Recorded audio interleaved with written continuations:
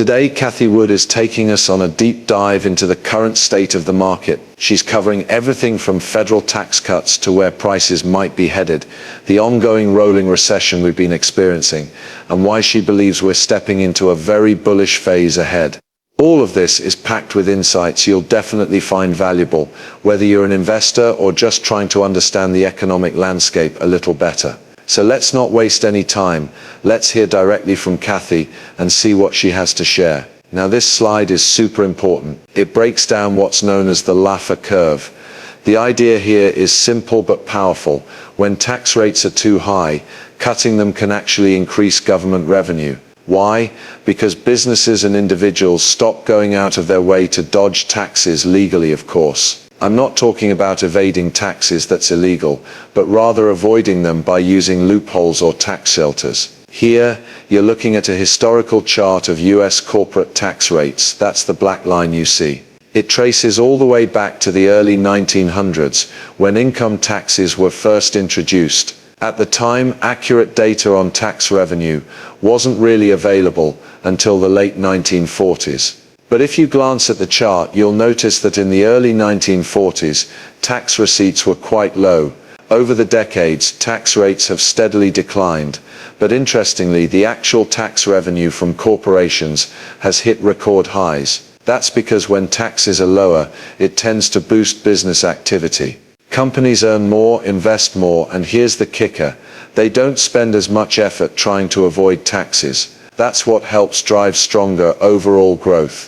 Now you're probably wondering, what does all of this have to do with crypto? It's a great question, and I'm glad you asked. Let me show you this chart one more time to drive the point home. It makes a clear case. Lower taxes fuel economic expansion.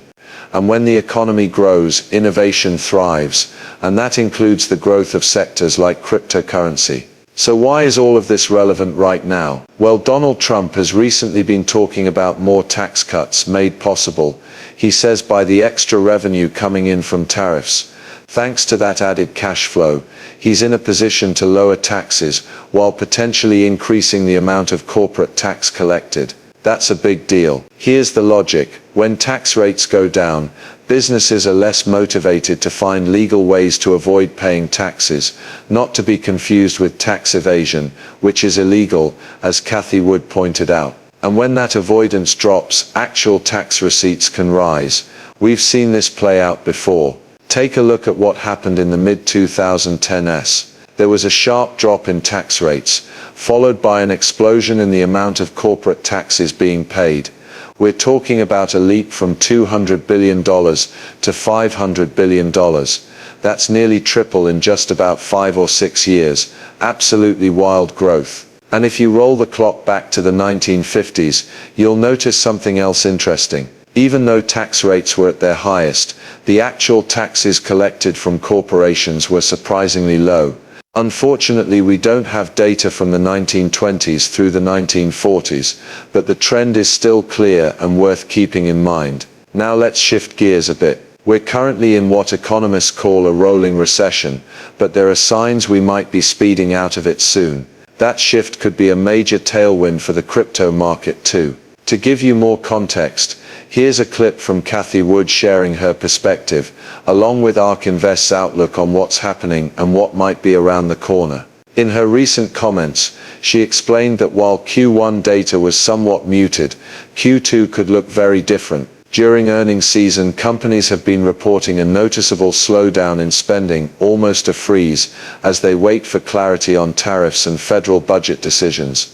That uncertainty is creating hesitation. Cathie believes that while some analysts are just now starting to talk about a recession, the sectors that have been propping up the economy, like luxury spending and government activity, are finally starting to pull back. These areas have helped maintain positive GDP and employment growth for the past few years, but now they're beginning to show cracks. What's especially notable is that we may be entering the first true government-led recession in 3 decades. The last time the government sector actually shrank was during the Clinton years, when Newt Gingrich pushed Congress towards stricter fiscal policies. So here we are. One of the key reasons Kathy and her team have focused so heavily on the idea of a rolling recession is tied to this next chart, the Fed funds rate. It gives us critical insight into where the market is heading next. What you're looking at in purple is the actual Fed funds rate. This is the target interest rate the Federal Reserve sets. As you can see, it's just starting to dip slightly after climbing back to the same levels we saw in 2007 and 2008, right before the global financial crisis. But here's the part of the chart that really stands out, the green line, that represents the rate of change in the Fed funds rate. Between 2022 and early 2023, the Fed increased rates 22 times over just 16 months. That kind of hike is completely unprecedented. We're talking about a historic move here. Even if you stretch the timeline all the way back to the 1970s, or even to 1913 when the Federal Reserve was created, you won't find a jump like this. Now, some people have tried to downplay this by saying, well, rates were only at 0.25% to begin with, so what's the big deal? Sure, the starting point was low, but that's exactly what made the shift so dramatic. For over a decade since the aftermath of 2008, the world, and especially the US, had grown comfortable with ultra-low interest rates. Businesses, consumers, and even governments made decisions based on that environment. Back in the 1970s, people expected inflation and higher interest rates. It was built into their mindset, into how companies planned and how households spent. But this time around, we weren't prepared. So when the Fed started raising rates at record speed, it caught the economy off guard. This sudden change, in our view, triggered the rolling recession we've been seeing unfold. But before we break down what that rolling recession looks like, let's quickly finish up on monetary policy. Another key concept is the velocity of money, which refers to how often money changes hands in the economy. Since the late 1990s, around the time of the dot-com boom and telecom bubble, we've seen this velocity decline steadily. Why? Largely because of major tech breakthroughs that created long-term deflationary forces, keeping inflation low for decades. Then came COVID, and the velocity of money collapsed. People stopped spending out of fear that the economy was heading for a deep depression. Spending froze up almost overnight. Afterward, massive fiscal and monetary stimulus kicked in, flooding the system with cash and briefly reviving both money supply and velocity. But now, if our analysis is correct, we're starting to see the velocity of money slow down again. In fact, it already declined in Q1. It had been more or less flat in the final quarter of last year, but now it's dipping again, currently sitting around 1.4% year over year. Yeah, I think that's pretty accurate. But the fact that velocity is dropping quarter after quarter means the year-over-year number is likely to trend lower too, and that slowdown in velocity puts a real drag on the economy. It limits how much the Fed can do right now.